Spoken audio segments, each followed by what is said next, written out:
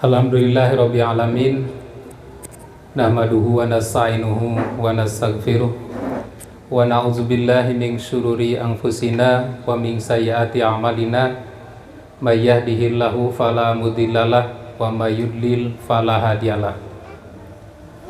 Asyhadu an la ilaha illallah wahdahu la syarikalah wa asyhadu anna Muhammadan abduhu wa rasuluhu allazi la nabiyya ba'da. Amma ba'du. Ibu-ibu dan bapak-bapak yang tergabung di Majelis Taklim Baitun Nisa yang insya Allah semuanya diberkahi Allah Subhanahu wa Ta'ala. Bagaimana kabarnya semuanya? Alhamdulillah, luar biasa. Allahu Akbar. Mudah-mudahan pada kesempatan ini kita bermajlis di tempat yang sangat indah ini, kita lebih bersyukur atas nikmat-nikmat yang telah Allah berikan kepada kita semua.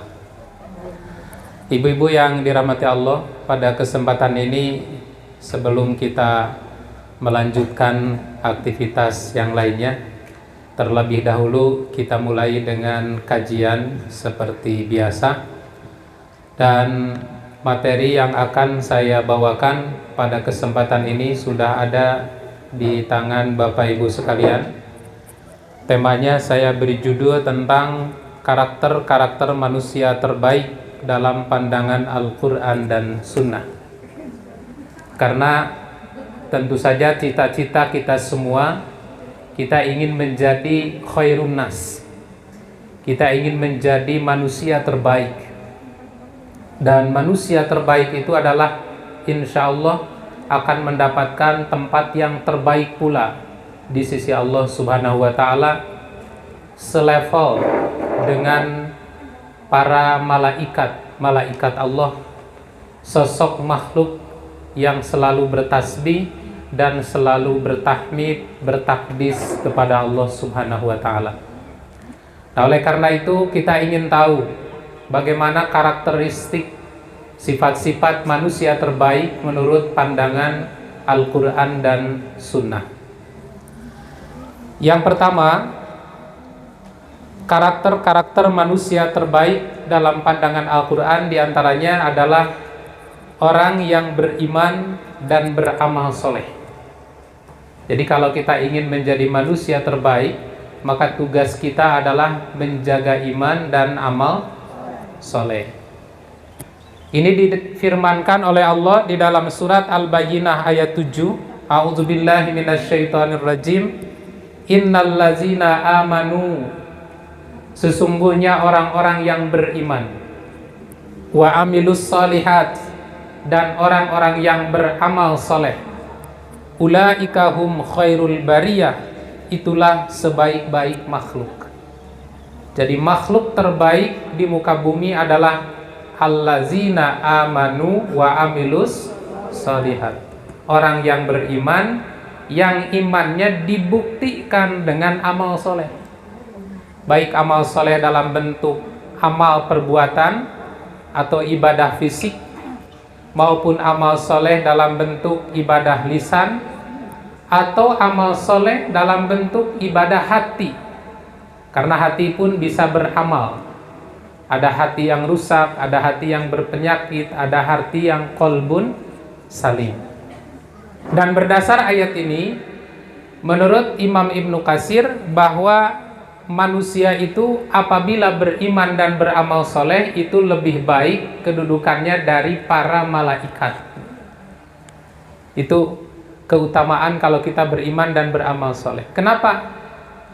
Kalau malaikat beriman dan beramal soleh, wajar nggak Bu? Wajar, karena nggak ada godaan ya Bu. Tidak diberi nafsu, tidak diberi syahwat. Ada nggak malaikat ingin jalan-jalan Bu? Nggak ada ya, kecuali ibu-ibu.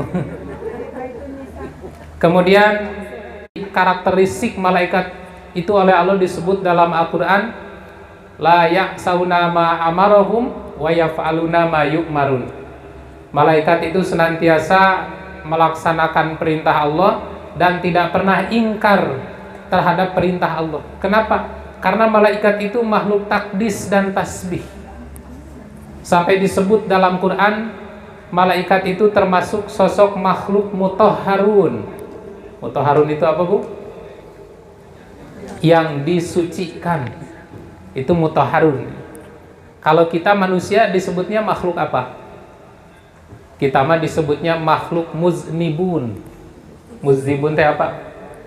Orang yang berpotensi besar berbuat dosa. Itu sifat kita. Ya ayyuhan nas, ya ibadi, kata Allah dalam hadis qudsi. Ya ibadi kullukum muznibun. Wahai hamba-hambaku, sesungguhnya kalian itu berpotensi besar berbuat dosa.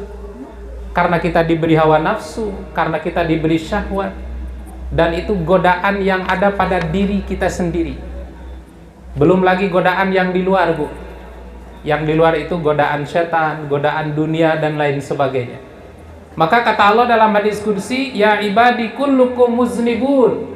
Wahai hamba-hambaku, kalian itu berpotensi besar berbuat dosa. Illa man afaitu, kecuali orang yang aku afiatkan. Yang aku afiatkan maksudnya yang dijaga lahirnya, yang dijaga batinnya. Kalau tidak diafiatkan, kalau tidak dijaga oleh Allah, tidak maksum, kita tidak bisa. Dan tidak ada orang yang maksum di muka bumi ini kecuali Nabi Muhammad SAW. Nabi itu maksum. Nabi itu dijaga oleh Allah dari dosa-dosa. Setiap melakukan kesalahan ada peringatan dan tidak berlanjut melakukan kesalahan. Kalau kita, walaupun namanya Pak Maksum, tidak ada jaminan penjagaan dosa, Bu. Maka Allah menyebut sifat manusia itu muznibun, berpotensi besar berbuat dosa. Kalau malaikat disebut mutahharun, malaikat itu makhluk yang disucikan. Seperti dalam Al-Quran, ketika Allah menjamin Al-Quran itu suci, disimpan di Lauhil Mahfud, di langit, kata Allah, la yamassuhu illal mutahharun, tidak ada yang menyentuh Quran kecuali makhluk yang disucikan.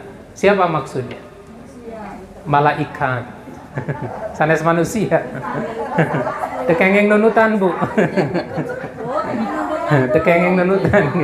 Mungkin ada door prize. Jadi sifat malaikat itu al-mutahharun, seperti disebut oleh Allah dalam Quran, la yamassuhu illal mutahharun. Tidak ada yang menyentuh Quran yang ada di Lauhul Mahfud kecuali zat yang disucikan, yaitu hanya malaikat. Quran itu tersimpan fi kitabim maknun, la yamassuhu illal mutahharun. Jadi malaikat itu makhluk yang suci. Makanya kalau malaikat terus bertasbih, terus bertahmid, terus bertakdis, terus bersujud, terus beribadah kepada Allah, wajar, karena nggak ada godaan. Nah, bapak-bapak, ibu-ibu, istiqomah dalam beribadah kepada Allah, istiqomah menjaga keimanan, istiqomah menjaga amal soleh, ini yang luar biasa. Makanya disebut dalam ayat ini, innal ladzina amanu wa amilus salihat ulaika hum khairul bariyah. Orang-orang yang beriman dan beramal soleh, mereka itu adalah sebaik-baik makhluk, bahkan lebih baik daripada para malaikat. Itu makhluk terbaik menurut Quran. Kemudian yang kedua, karakter manusia terbaik dalam pandangan Quran itu disebut dalam surat Ali Imran ayat 110, yaitu orang yang suka melakukan amar ma'ruf nahi mungkar. Artinya memerintahkan orang berbuat baik, mencegah orang dari kemungkaran. Di surat Ali Imran ayat 110 Allah mengatakan, kuntum, kalian semua, khaira ummatin, adalah umat terbaik, ukhrijat linnas, yang dikeluarkan untuk manusia. Nah, di sini ada yang memahami bahwa yang dimaksud makhluk terbaik itu adalah para sahabat Nabi yang ikut hijrah dari Mekah ke Madinah. Ya kalau itu mah wajar, karena para sahabat Nabi yang ikut hijrah dari Mekah ke Madinah itu disebut gelarnya dalam Quran dengan istilah as-sabiqunal awwalun, orang-orang yang pertama masuk Islam. Dan ini sudah ada jaminan surga. Sudah ada jaminan surga. As-sabiqunal awwalun minal muhajirin wal ansor, orang-orang yang pertama kali masuk Islam dari kaum muhajirin dan ansor, mereka disediakan surga yang mengalir di bawahnya sungai-sungai. Nah, tapi yang dimaksud dengan kuntum khairu ummat ini bukan hanya para sahabat Nabi yang ikut hijrah dari Mekah ke Madinah, tapi Bapak Ibu juga sama. Kita semua itu khairu ummat ukhrijat linnas, yang dikeluarkan untuk manusia. Tugasnya apa? Ta'muruna bil ma'ruf wa tanhauna 'anil munkar. Itu manusia terbaik. Jadi yang terbaik menurut Quran mah orang yang senantiasa memerintah orang berbuat baik dan mencegah orang dari kemungkaran. Beda dengan baik menurut kita, Bu. Kalau di kita mah ada orang begitu disebut comel itu teh. Genggerehan gitu. Maka orang baik itu orang yang adem ayem, nggak ganggu orang gitu. Ya dalam pengertian orang lain berbuat maksiat antepkeun we, nggak apa-apa ada orang lain. Nah itu mah bukan terbaik yang begitu. Orang yang terbaik itu justru ketika ada kemungkaran dihentikan. Ketika orang lain belum beribadah, belum berbuat baik, diajak, disuruh, diarahkan. Itu umat terbaik. Bahkan amar ma'ruf nahi munkar bagi seorang muslim itu hukumnya wajib. Seorang muslim yang tidak melakukan amar ma'ruf nahi munkar itu sama dengan menghalalkan azab Allah. Dalam hadis yang dikumpulkan oleh Imam An-Nawawi di dalam kitab Riyadhus Shalihin, insya Allah terbaca, sebagian sudah terbaca, bahwa salah satu di antara sebab turunnya bala bencana dari Allah akibat orang-orang soleh tidak peduli terhadap kemungkaran yang terjadi di sekitarnya. Nah ini yang harus hati-hati, Bu. Saat itu ada pertanyaan dari sahabat, ya Rasulullah, afanuhlikuna wa finna salihun, apakah mungkin kami akan dibinasakan padahal di tengah-tengah kami banyak orang-orang soleh, banyak orang yang sholat, banyak orang yang membaca Al-Quran, banyak orang yang bertahajud, banyak orang yang bersedekah, banyak orang yang bermuamalah dengan baik. Afanuhlikuna wa finna salihun, apakah mungkin kita akan dibinasakan padahal di tengah-tengah kami banyak orang yang soleh? Kata Nabi, na'am, ya. Bima ya Rasulullah, dengan sebab apa ya Rasulullah? Kata Nabi, biduhunihim wa sukutihim an maksiatihim, disebabkan mereka diam, tidak peduli terhadap kemaksiatan yang terjadi di sekitarnya. Jadi bala dan bencana yang turun dari langit atau yang datang dari bawah kaki kita, yang turun dari langit apa, Bu? Angin puting beliung, halilintar, hujan besar tanpa henti. Yang dari bawah bumi, gempa bumi, banjir bandang, lahar panas. Boleh jadi turun bukan karena dosa kita, tapi kita membiarkan kemungkaran itu terjadi di muka bumi. Makanya digambarkan oleh Nabi, orang yang melakukan amar ma'ruf nahi munkar itu seperti orang yang berlayar di sebuah lautan, naik kapal yang besar, satu kelompok duduk di lantai bawah, di kelas bawah, satu kelompok lagi di kelas atas. Nah, kemudian orang yang ada di bawah ini mikir gitu, bagaimana supaya kita mendapatkan air tanpa harus mengganggu orang yang di atas. Lalu ada ide, wah kalau begitu kita bolongi saja perahunya, kohokan ya, Bu. Tujuannya apa? Supaya tidak mengganggu orang yang di atas. Kata Nabi SAW, kalau kalian biarkan orang itu membolongi kapal, maka akan tenggelam seluruh penumpang kapal itu. Tapi kalau kamu hentikan perbuatan itu, sama dengan menyelamatkan seluruh penumpang yang ada di kapal. Itulah manfaat amar ma'ruf nahi munkar. Yang maksiatnya orang lain, yang berbuat kemungkarannya orang lain.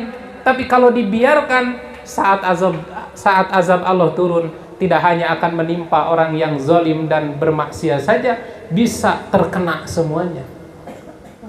Tapi ketika kita hentikan kemungkaran itu, maka Allah selamatkan negeri tersebut. Nah, inilah kenapa orang yang melakukan amar ma'ruf nahi munkar adalah orang terbaik, karena dapat dikatakan mereka adalah penyelamat bumi. Kemudian yang ketiga, orang terbaik menurut Quran adalah orang kaya tapi tetap taat kepada Allah. Nah, ini kan jarang ya. Padahal di dalam Al-Quran itu disebut kalla innal insana la yatgha ar-ra'ahus taghna. Kata Allah, ingatlah sesungguhnya manusia itu suka melampaui batas. Kapan ar-ra'ahus taghna? Saat merasa dirinya kaya. Coba Bu, lamun jami seueur artos, aya jami seueur artos. Pesakna kanol. Jalana benten teu sareng anu kerek. Pasti benten ya, gayana oge. Dangana oge benten gitu. Nah, ini gambaran bahwa manusia itu terkadang dia melampaui batas manakala dirinya merasa cukup. Kenapa? Karena kekayaan itu memang berpotensi untuk itu. Kekayaan itu berpotensi untuk membuat orang jadi sombong, untuk membuat orang jadi angkuh, untuk membuat orang jadi takabur. Kenapa Fir'aun tidak mau tunduk kepada Nabi Musa? Kenapa Abu Jahal tidak mau tunduk terhadap Nabi Muhammad Sallallahu Alaihi Wasallam? Ar-ra'ahus tagna, karena mereka merasa kaya. Maka manusia terbaik, kata Allah, adalah orang-orang yang diberi oleh Allah kekayaan, harta yang melimpah, tapi dia tetap taat kepada Allah Subhanahu wa Ta'ala. Seperti siapa, Bu? Nabi Sulaiman alaihissalam. Kekayaan dan kekuasaan Nabi Sulaiman itu bukan lintas negara, tapi lintas bangsa, lintas makhluk. Nabi Sulaiman itu kaya raya dan berkuasa, bukan hanya menguasai manusia, tapi bisa menguasai jin. Tapi apakah Nabi Sulaiman diberi kekuasaan yang meluas hingga bisa menguasai jin dan binatang-binatang, diberi harta kekayaan yang melimpah ruah? Apakah Nabi Sulaiman jadi sombong? Nabi Sulaiman malah bersyukur. Dan Nabi Sulaiman malah berkata, haza min fadli Rabbi. Ini adalah karunia Tuhanku. Liyabluwani aashkuru am akfuro. Untuk menguji aku, apakah aku termasuk orang bersyukur ataukah aku termasuk orang yang kufur. Maka diabadikan oleh Allah dalam surat Hud ayat 30. Wa wahabna li Dawuda Sulaimana ni'mal abdu innahu awwab. Dan kami karuniakan kepada Nabi Daud, kami karuniakan kepada Nabi Sulaiman, ni'mal abdu, dia adalah sebaik-baik hamba. Diberi kekuasaan bukan sombong, makin soleh. Diberi kekayaan bukan sombong, makin soleh, makin taat, makin baik ibadahnya kepada Allah, makin khusyuk ruku dan sujudnya kepada Allah. Ni'mal abdu, itulah hamba sebaik-baiknya. Innahu awwab, dia adalah hamba taat terhadap Tuhannya. Jadi kalau ada orang-orang kaya yang diberi kekayaan oleh Allah melimpah ruah, kemudian tidak membuat dirinya lupa, tidak membuat jauh kepada Allah, tapi lebih dekat kepada Allah, itulah manusia terbaik. Kemudian yang keempat, manusia terbaik dalam Al-Quran adalah orang yang ditimpa ujian. Ditimpa ujian misalnya penyakit yang berat, ditimpa ujian dalam bentuk kemiskinan, ditimpa ujian dalam bentuk musibah, bala dan bencana, tapi dia tetap bersabar dan tetap taat kepada Allah. Ini juga yang terbaik. Seperti ujian yang menimpa kepada siapa, Bu? Nabi Ayub alaihissalam. Nabi Ayub itu diberi oleh Allah kekayaan yang banyak, anak-anak yang banyak, paras postur tubuh yang tegap dan tampan. Lalu oleh Allah diuji satu persatu, hartanya habis, anaknya semua meninggal dunia, diberi kekayaan diberi kesehatan oleh Allah, diambil lagi, sakit bertahun-tahun. Sampai sakit Nabi Ayub itu, Bu, karena kaumnya merasa jijik, hingga Nabi Ayub itu diusir karena takut menular. Nah, apakah Nabi Ayub setelah habis kekayaannya, meninggal anak-anaknya, dia juga menderita sakit yang berat sampai kaumnya tidak mau menerima dirinya? Nabi Ayub jadi frustasi gitu, jadi minum baygon, udah mati aja daripada begini, udah nggak berguna? Tidak, Bu. Tapi tetap ruku dan sujud kepada Allah hingga Allah menggantinya dengan yang lebih baik. Allah sehatkan kembali Nabi Ayub, bahkan Allah kembalikan ke usia muda dengan wajah yang tampan. Allah kembalikan lagi hartanya, dan Allah kembalikan lagi anak-anaknya yang lebih soleh dan lebih banyak daripada sebelumnya. Nah, inilah anugerah Allah kepada orang-orang yang sabar.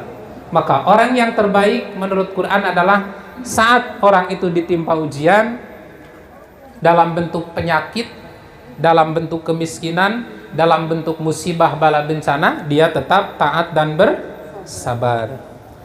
Maka di surat Shad ayat 44 dikatakan, wa khudz biyadika digsan fadrib bihi wala tahnas, dan ambillah dengan tanganmu seikat rumput, maka pukullah dengan itu dan janganlah kamu melanggar sumpah. Inna wajadnahu sabiron, sesungguhnya kami dapati Ayub seorang yang sabar. Nikmal abdu innahu awwab, dia adalah sebaik-baik hamba dan sesungguhnya dia amat taat kepada Tuhannya. Karena konon katanya ketika Nabi Ayub sedang sakit, Nabi Ayub itu sempat kesel sama istrinya hingga bersumpah, kalau aku sembuh istrinya akan dicambuk, kalau tidak salah 100 kali. Begitu Allah sembuhkan Nabi Ayub, teringat sumpahnya itu, dan Nabi Ayub itu tidak mau melanggar sumpah, tapi kemudian bingung, kalau dicambuk 100 kali bisa mati. Nah, maka Allah memberikan wahyu, ikat seikat rumput sejumlah 100, kemudian pukulkan ke istrinya dengan pukulan yang tidak menyakitkan.